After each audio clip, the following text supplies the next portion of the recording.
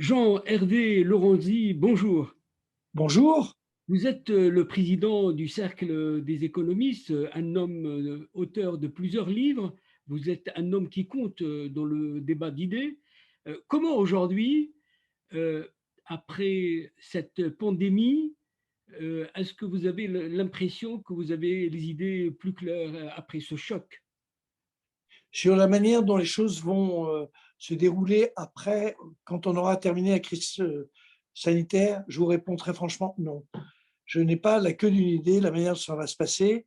Plus exactement, il va y avoir un rebond d'activité très fort, tout ça est toujours habituel. J'ai passé 15 ans de ma vie à travailler sur les crises. Je sais qu'elles sont toujours très longues et qu'elles sont en réalité porteuses d'aspects très positifs, très positifs et d'aspects aussi qui sont plus compliqués. Je pense que la géostratégie mondiale changera. Je pense que le rapport au travail va se modifier.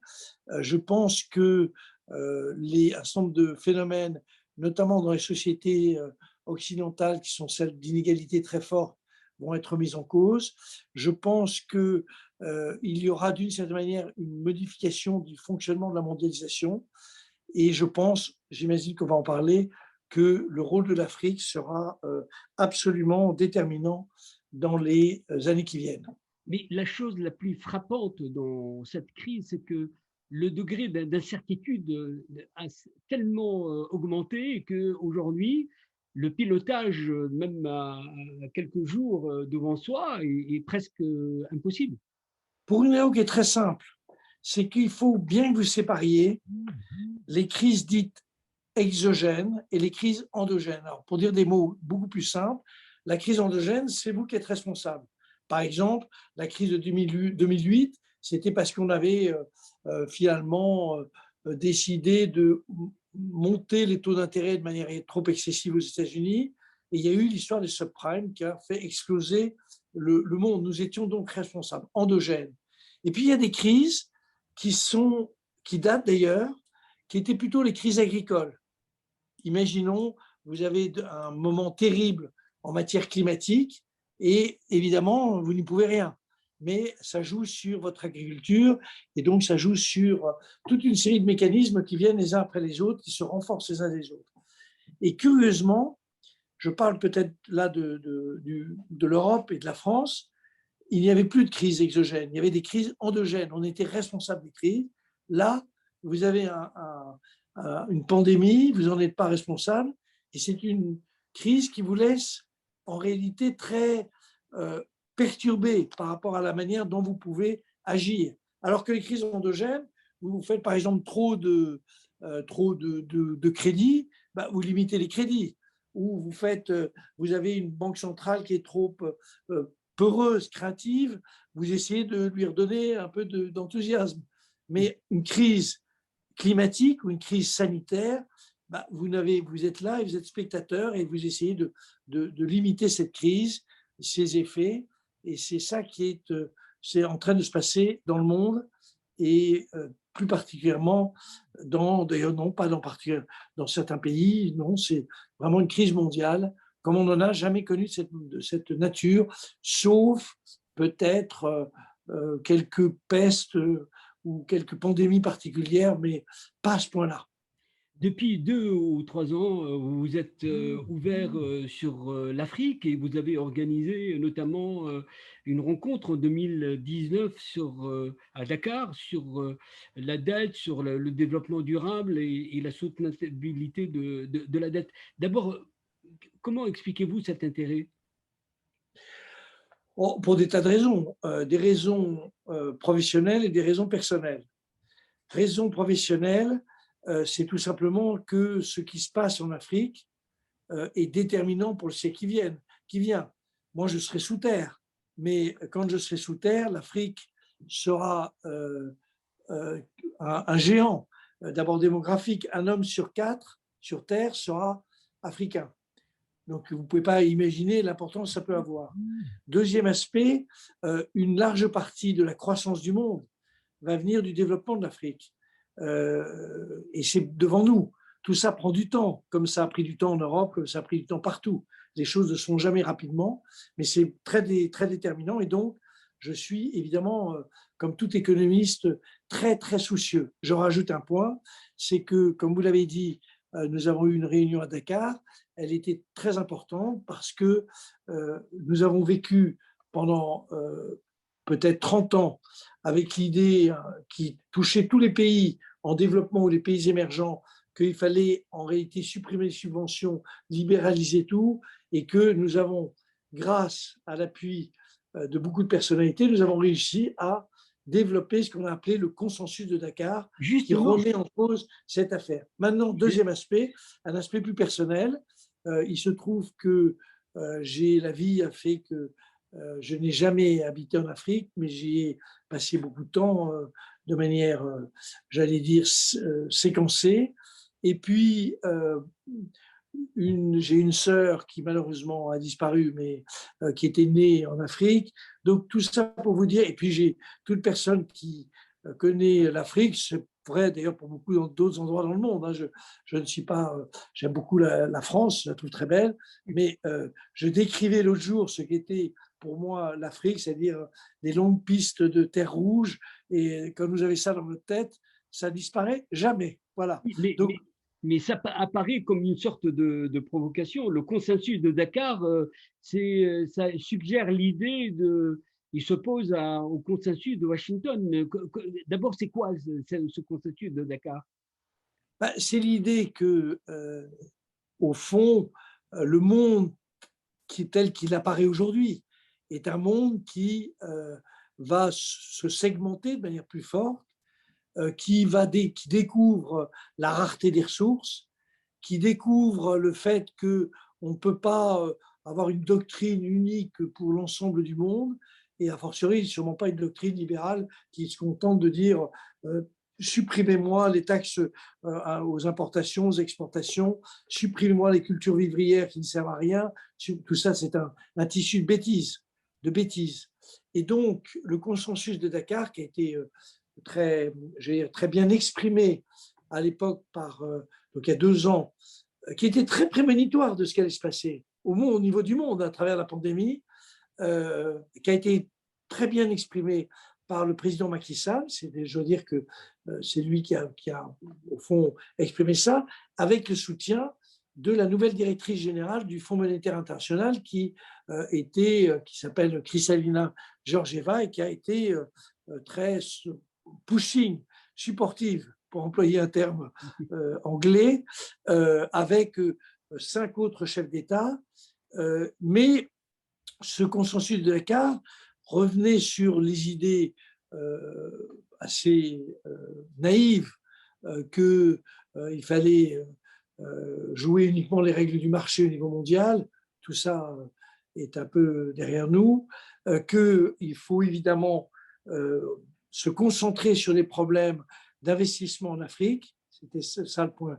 Et derrière tout ça, le problème du financement en Afrique et du financement des investissements, que ce soit les investissements des entreprises, donc du financement pour des activités privées, ou que ce soit le financement j'allais dire, des infrastructures telles qu'elles existent, telles qu'elles existent déjà, mais telles qu'elles peuvent être renforcées. Ceci on appelait infrastructure, ça peut-être, c'est évidemment l'eau, c'est l'électricité, c'est l'énergie, mais c'est aussi l'éducation. Et donc, ça couvre tout ce qui permet à des sociétés, quelles qu'elles soient africaines, européennes ou américaines, ou chinoises, de vivre. Mais ça, Et on donc, le sait, mais est-ce que concrètement, il y a des choses nouvelles? Parce que l'Afrique aujourd'hui et, a besoin d'opérationnalisation. Et alors, des choses vous très faites ça. nouvelles, donc très nouvelles. Dans le consensus Dakar, nous évoquions le fait que pour des raisons un peu de tradition qui sont en réalité très critiquables, la cotation, les cotes, la manière dont on cote finalement des investissements en Afrique n'était pas très favorable. Donc c'est ça le fond du sujet. Pour résumer, premier point. Et par rapport à ça, nous avons commencé à nous élever sur ce sujet-là. Et il y a maintenant 2 mois, j'ai moi-même sorti un petit document qui revient sur ces thèmes j'allais dire, des agences de notation, et qui revient et qui est assez, à mon avis, porteur peut-être de discussion. Je n'ai pas la prétention de dire que j'ai des solutions. J'ai la prétention de dire que je puis participer à un débat. Et je revenais à dire, premier aspect, ce que le monde entier développé s'autorise, c'est-à-dire le fait que la dette aujourd'hui est considérée comme, j'allais dire, pas le sujet, et que beaucoup d'économistes, notamment français, disent il faut annuler la dette Covid. Brutalement, ce qu'on refusait il y a encore 2 ans, qui apparaissait comme un péché mortel, c'est un péché mortel, de parler même de dette, d'augmentation de la dette, est devenu maintenant une sorte d'évidence. Et Oui, donc, mais il n'y a pas des idées claires sur la dette. C'est-à-dire qu'il y a beaucoup refusent l'idée de faire jouer l'ardoise magique et pour effacer la dette. Mais aujourd'hui, l'endettement, l'absence de discipline budgétaire, l'absence de discipline financière, ça s'est alors, installé. alors, je vais vous dire que vous venez me titiller à juste titre, mais je vous réponds de manière très précise. Dans le consensus de Dakar, il était clair que l'endettement complémentaire doit être, j'allais dire, dédié à l'investissement et pas aux dépenses de fonctionnement. Très important à conserver ça en tête. L'idée claire, c'est qu'on a un continent composé d'un très grand nombre de pays, disposant de ressources immenses, disposant de terres arables non cultivées immenses, disposant d'une population et notamment une population jeune qui est très désireuse d'évoluer très rapidement, donc une force évidemment humaine très importante, beaucoup de gens qualifiés, je pourrais citer beaucoup d'exemples dans ces domaines-là, et donc l'idée que je poursuis se développe sur 3 points. Premier point, le Club de Paris repousse la dette des pays africains, comme nous repoussons nous-mêmes la dette, hein, donc ça n'a rien finalement d'une spécificité particulière, jusqu'à ce que les pays africains aient retrouvé le niveau d'activité qu'ils auraient eu s'il n'y avait pas eu de crise. C'est-à-dire qu'on ne se contente pas de dire qu'on a perdu 4,5 de croissance l'année dernière, mais c'est 4,5 plus la croissance qu'on aurait dû normalement avoir en Afrique, c'est-à-dire pas loin de 4,5, c'est-à-dire 9 points. Donc, tant qu'on n'a pas retrouvé ce niveau d'activité, on ne parle pas de remboursement de dette. On ne parle pas de remboursement de dette. Entre nous, c'est la même chose que je dis pour l'Europe et pour la France. Donc, rien de particulier. Deuxième aspect, je pense qu'il faut qu'on ait une agence de notation très influencée par les intérêts généraux et notamment les intérêts africains. En un mot, au lieu d'avoir les 3 grandes agences de notation qui sabrent et qui condamnent finalement l'investissement en Afrique à être beaucoup plus compliqué à réaliser que ça ne l'est pour n'importe quelle autre partie du monde, je fais une agence de notation qui peut-être s'appuie sur ces agences, mais qui rajoute la Banque mondiale, qui rajoute un certain nombre de grandes institutions africaines qui sont là pour garantir que les investissements sont comme là partout dans le monde, risqués, mais qui ne sont pas notés de manière excessivement négative et beaucoup plus compliquée que le reste du monde. Deuxième remarque. Troisième remarque, plus important, ce que le petit papier que je vous ai adressé et que j'ai l'intention de développer est novateur. Lorsque les pays qui décident d'aider les pays africains ou les grandes institutions, la Banque mondiale, le Fonds monétaire, etc., financent ou aident à financer, je leur propose qu'une partie de leur financement aille dans un fonds où elles seraient d'ailleurs rejointes par un certain nombre de pays qui souhaitent aussi y participer, qu'on appelle en finance monoline, qui a toujours existé, qui existe aux États-Unis, notamment aux États-Unis, qui s'appelle rehausseur de crédit. Ça veut dire quoi? Ça veut dire qu'au fond, vous garantissez une partie de ce qui est le risque de l'investissement qui est pris dans les 50, je crois, 54 pays, j'ai toujours peur de me tromper, en Afrique. Voilà. Et donc, vous développez ce fonds, vous le créez à partir de la Banque mondiale, du Fonds monétaire, de toutes les banques de développement d'Afrique. Il y en a 4 ou 5 très importantes, dont la BAD, bien entendu, d'un certain nombre de pays qui souhaitent participer, et vous permettez ainsi de rassurer les investisseurs, et notamment les investisseurs privés, en disant attention, pas la peine de considérer que vous êtes dans un cas très difficile, ça n'est pas exact, et voilà les raisons. Alors, dans quelques mois, la France, la relation France-Afrique, chacun sait l'importance de cette relation, et il va y avoir un sommet sur le financement en Afrique au mois de mai. Au mois de juin, il y aura le sommet France-Afrique. Il y a plein d'événements. D'abord, cette conférence, le sommet sur le financement en Afrique, euh, qu'est-ce il va servir en fait Il faut sortir des idées nouvelles, parce que les idées qu'on sort sont en réalité comme si le monde n'avait pas changé. C'est-à-dire ce que nous acceptons.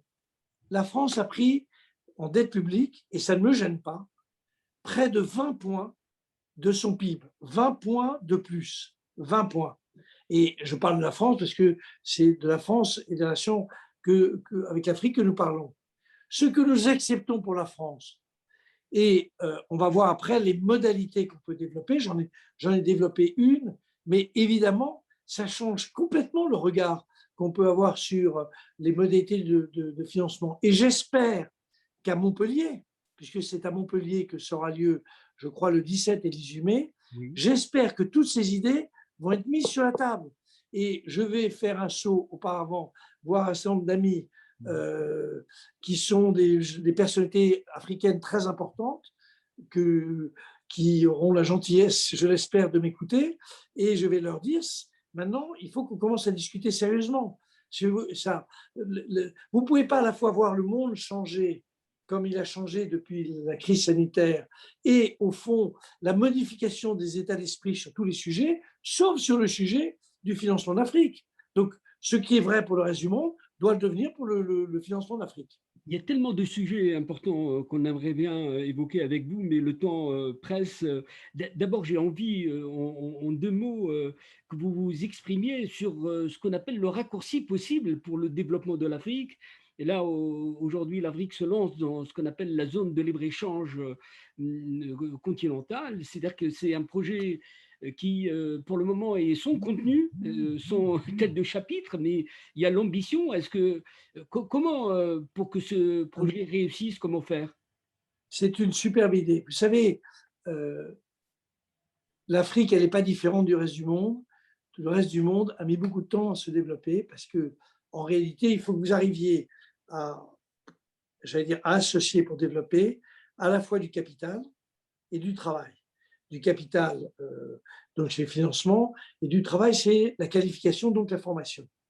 Donc les priorités absolues, et qui sont d'ailleurs prises en compte maintenant, parce que l'Afrique, tout le monde s'en rend compte, change à toute allure. Alors il y a toujours, rien n'est parfait en ce bas monde, mais pas plus ici qu'ailleurs. Je veux dire, c'est ceux qui finalement mettent toujours l'accent sur les aspects négatifs. Ils devraient balayer devant leur porte, parce que les aspects négatifs, il y en a partout. L'idée de base, me semble-t-il, ce sont quand même les infrastructures fondamentales. C'est-à-dire, d'abord, je mets en premier la formation, parce que c'est avec les êtres humains, avec les hommes, que l'on se développe, et c'est comme ça. Deuxième aspect, c'est, j'allais dire, le financement des infrastructures plus développées. Et évidemment, c'est eau, énergie et énergie, et ça, c'est très important. Et après, c'est au fond l'idée qu'il faut peut-être, dans le cadre d'un grand marché qui est énorme, il y aura 2 milliards ou 2,5 milliards de personnes. Alors, moi, je serais mort, donc je ne pourrais pas le voir, mais il y a déjà et peut-être avant que je meure, 1,5 milliard de personnes, Mhm. donc qui sont à la fois des producteurs, des consommateurs, mais il faut les laisser produire et consommer. Comme toute chose, il faut un peu se protéger. Quand vous démarrez ou quand vous avez des cultures vivrières, il faut les protéger. Euh, Car je connais un exemple parmi d'autres, mais l'exemple du coton est un exemple incroyable. Les grands producteurs de coton, en l'occurrence le Brésil et l'Amérique, subventionnent de manière massive leur production. Mais l'Afrique n'aurait pas le droit de subventionner. Pas le droit, attention. Là, là, il faut être très sérieux. Donc, j'allais dire que c'est cet ensemble d'actions, travailler ensemble, créer un grand marché, c'est évident, ce qui est une perspective. Ça met beaucoup de temps, toujours, parce que les êtres humains aiment bien coopérer, mais coopérer à leur avantage. Donc, c'est toujours comme ça. C'est pas plus africain qu'européen. Vous savez, beaucoup de sujets ne sont pas particuliers à l'Afrique, ils sont particuliers à ce que nous sommes tous et les êtres humains. On aime bien coopérer, mais à son bénéfice. Et donc, il faut trouver des solutions de coopération renforcées de manière très rapide. Il faut avoir des systèmes financiers très élaborés. Je l'ai aussi indiqué dans ma petite note, parce que sur ce point-là, au fond, des systèmes financiers, c'est ce qui permet de rassurer et de capter une partie de l'épargne mondiale. L'épargne mondiale, elle est trop importante. Donc, vous savez, le sujet majeur de l'économie mondiale, c'est qu'il est vieux, sauf en Afrique. Mhm. Que comme il est vieux, il y a un surplus d'épargne, il y a énormément d'épargne. C'est pour ça que les taux d'intérêt sont si faibles. Mais cette épargne, elle est détenue par des vieux. Et les vieux, dont je fais partie, ils n'aiment pas le risque. Donc, si on ne leur garantit pas un peu qu'ils ne prennent pas trop de risques, ils ne la mettent pas là. Mais l'intérêt général, l'intérêt du monde, c'est que le surplus d'épargne aille vers l'Afrique, parce que c'est là où on va se développer. Et c'est donc dans des mécanismes à la fois j'allais dire, de rassurer financièrement et de création de places financières en Afrique qu'on réussira à faire, j'allais dire, une croissance très rapide en Afrique, qui, je rappelle, est quand même importante. Hein. Mhm. On est malheureusement contraint par le temps. Jean-Hervé Lorenzi, vous êtes, je vous rappelle, vous êtes le président du Cercle des économistes. Je vous remercie d'avoir été avec nous. À très bientôt. C'est moi qui vous remercie. À bientôt. Merci. Au revoir. Au revoir.